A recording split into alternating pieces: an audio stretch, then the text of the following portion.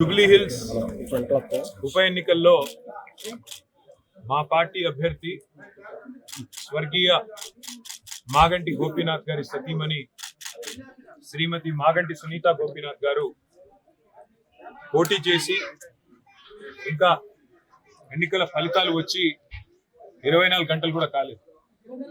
సరే, ఎన్నికల్లో అధికార పార్టీ చేసిన అరాచకాలు, అధికార యంత్రాంగాన్ని అడ్డం పెట్టుకొని చేసిన దుర్మార్గాలు, ఎలక్షన్ కమిషన్ చేష్టలుడిగి కళ్ళప్పగిచ్చి చూసిన వైనం, ఎన్నింటి ఫలితంగా మేము ఎన్నికల్లో సాంకేతికంగా ఓడిపోవడం జరిగింది. కానీ ఎన్నికల ఫలితాలు వచ్చి 24 గంటలు కాకముందే మా పార్టీ కార్యకర్తలు, నాయకుల మీద ఇవాళ గూండాయిజానికి, రౌడీయిజానికి కాంగ్రెస్ పార్టీ ఏదైతే దిగజారుడు రాజకీయాలు చేస్తుందో, నేను రేవంత్ రెడ్డి గారికి ఒకటే చెప్తాను. 10 ఏళ్ళు మేము ప్రభుత్వంలో ఉన్నప్పుడు మీరు ప్రతిపక్షంలో ఉన్నారు. ఎన్నడన్నా ఈ రోజు ఇక్కడ మా సోదరుడు రాకేష్ క్రిస్టోఫర్ గారి మీద జరిగిన దాడి జరిగినట్టుగా ఒక ఉప ఎన్నికల్లో గెలిచిన తర్వాత ఎక్కడన్నా మా ప్రభుత్వ హయాంలో మా కార్యకర్తలు కానీ, మా పార్టీ నాయకులు కానీ హద్దులు దాటి ఈ రకంగా ప్రవర్తించారా ఒక్కసారి గుర్తు తెచ్చుకోండి. ఒకవేళ మేము కూడా ఆనాడు 7 ఉప ఎన్నికల్లో, 2 కార్పొరేషన్ ఎన్నికల్లో, జిల్లా పరిషత్ ఎన్నికల్లో గెలిచిన తర్వాత విజయ గర్వంతో విర్రవీగి నిన్న మీ వాళ్ళు ప్రవర్తించినట్టుగా మా పార్టీ గుర్తైన కారు గుర్తుని ఏదో ఊరేగింపు చేస్తూ, అవహేళన చేస్తూ చిల్లరగా ప్రవర్తించుంటే ఇవాళ మీరు ఎక్కడ ఉండేటోళ్ళు ఆలోచించుకోండి.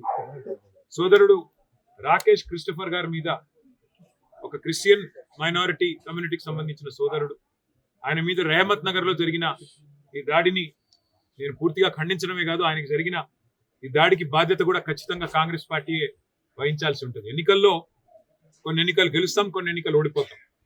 ఎన్నికలు జరిగినంత కాలం ఎవరి పార్టీకి వాళ్ళు ప్రచారం చేసుకుంటాం. కానీ ఎన్నికలు అయిపోయిన తర్వాత కూడా ఈ రకంగా కక్షపూరితంగా వ్యవహారం చేస్తాం, ఈ రకంగా రాజకీయం చేస్తాం, రౌడీజం చేస్తామంటే తెలంగాణ ప్రజలు అన్ని చూస్తున్నారు. తగిన సందర్భంలో తగిన విధంగా బుద్ధి చెప్తారు. నేను తమ్ముడు రాకేష్ క్రిస్టోఫర్ గారికి, వారి కుటుంబానికి, వారి శ్రీమతికి, వారి కూతురికి, వారి కుమారుడికి, వారి తండ్రి గారికి అందరినీ కలిసినాము. విష్ణువర్ధన్ రెడ్డి గారు, సునీత గారు, కౌశిక్ రెడ్డి గారు, అట్లాగే మా నాయకులు అందరం కూడా కలిసి, మా కార్పొరేటర్లు అందరం కూడా కలిసి ఆ కుటుంబానికి ధైర్యం చెప్పడానికి, ఎన్నికలు మా కూకట్పల్లి ఎమ్మెల్యే కృష్ణారావు గారు అందరం కూడా వచ్చి వారికి ధైర్యం చెప్పే ప్రయత్నం చేస్తా ఉన్నాం. అట్లాగే నేను ఇంకొక మాట కూడా ఇస్తా ఉన్నా, ఎన్నికల ముందు చెప్పాను, మళ్ళీ చెప్తా ఉన్నా. జూబ్లీ హిల్స్ నియోజకవర్గంలో ఏ కార్యకర్తకి ఏం జరిగినా కంటికి రెప్పలాగా కాపాడుకునే బాధ్యత నాది, పార్టీది. వదిలిపెట్టే సమస్య లేదు. ఒక ఎన్నికల్లో గెలవచ్చు, ఒక ఎన్నికల్లో ఎదురు దెబ్బ తగలవచ్చు, కానీ కార్యకర్తల విషయంలో మాత్రం ఎక్కడ ఎవరికి ఏ అన్యాయం జరిగినా, ఎక్కడ ఎవరికి చిన్న నొప్పి కలిగినా తప్పకుండా ఇదే రకంగా వాళ్ళ ఇంటి ముందుకు వస్తాం. అర్ధగంటలో వస్తా అని చెప్పినా ఇలా వచ్చినాం. రేపు కూడా ఇట్లే ఉంటాం. మంగళవారం నాడు జూబ్లీ హిల్స్ నియోజకవర్గ కార్యకర్తల సమావేశం కూడా ఏర్పాటు చేస్తా ఉన్నాం. ఆ రోజు మిగతా అన్ని విషయాలు కూడా డీటెయిల్డ్ గా మాట్లాడుకుందాం. కానీ ఖచ్చితంగా ఈ రోజు జరిగిన ఈ దాడికి కాంగ్రెస్ బాధ్యత తీసుకోవాలి. మరి కాంగ్రెస్ పార్టీగా ముఖ్యమంత్రి రేవంత్ రెడ్డి బాధ్యత తీసుకోవాలి. మీరు కనుక సంయమనంతో వ్యవహారం చేయకపోతే, విజయ గర్వంతో ఇట్లాగే విర్రవీగితే తప్పకుండా ప్రజలు బుద్ధి చెప్తారు. తప్పకుండా మేము కూడా బుద్ధి చెప్పాల్సిన పరిస్థితి వస్తుందని చెప్పి కూడా కాంగ్రెస్ నాయకులకు చెప్తూ, రాకేష్ క్రిస్టోఫర్ గానీ, అట్లాగే జూబ్లీ హిల్స్ నియోజకవర్గంలో ఉన్న కష్టపడి పనిచేసిన కార్యకర్తలందరికీ శిరస్సు వంచి వారికి ధన్యవాదాలు. ఎందుకంటే గతంలో మాకు 80,000 ఓట్లు వస్తే ఇప్పుడు కూడా 75,000 ఓట్లు వచ్చినాయి. ఓట్లేం తగ్గలేదు, కేవలం 5,000. అది కూడా ఇన్ని రిగ్గింగులు, ఇన్ని గూండాగిరి, ఇన్ని దొంగ ఓట్లు, ఇన్ని పైసలు వంచి, చీరలు వంచి, కుక్కర్లు వంచి, ఇన్ని కథలు పడ్డాక ఆడికి కూడా 75,000 ఓట్లు మా అభ్యర్థికి వచ్చినాయి, మా పార్టీకి వచ్చినాయి. ఇదేమి స్వల్ప సంఖ్య కాదు. తప్పకుండా తిరిగి మళ్ళీ భవిష్యత్తులో కొడతాం. జూబ్లీ హిల్స్ లో మళ్ళీ గులాబీ జెండా ఎగరేస్తాం. Thank you.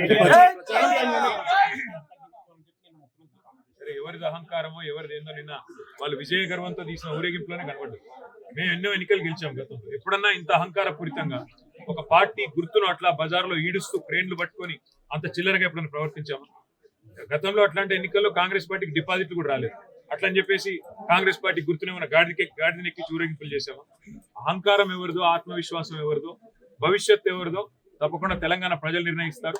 ఒక ఎన్నికల్లో గెలుపుతోనే ఇంత మిడిసి పడితే, ఒక ఎన్నికల్లో గెలుపుతోనే ఇంత ఎగిరెగిరి పడితే మరి గతంలో 10 ఏళ్ల పాటు అప్రతిహతంగా అన్ని ఎన్నికలు గెలిచిన మేము ఎట్లా ప్రవర్తించి ఉండాలో ఒకసారి ఆలోచించుకోమని కాంగ్రెస్ పార్టీకి నేను చెప్తాను. అంటే ప్రచారం టైంలోనే దాదాపు నవీన్ యాదవ్ చెప్పాడు, నేను కనుక గెలిస్తే జూబ్లీహిల్స్ లో బీఆర్ఎస్ ఉండనివ్వాలని చెప్పేసి. దానికి సంబంధించి వాస్తవంగా నేను చెప్తున్నా, ఇది సాంకేతికంగా వాళ్ళు గెలిచారు తప్ప ఇంత రిగ్గింగ్, ఇన్ని దొంగ ఓట్లు, ఇన్ని పైసలు, ఇన్ని చీరలు, ఇన్ని కుక్కర్లు, ఇవన్నీ ఇప్పుడు రేవంత్ నగర్ లో మీరు ఇక్కడ ఉన్నారు కదా, మొత్తం విలేకరులు ఇల్లు తిరిగి అడగండి.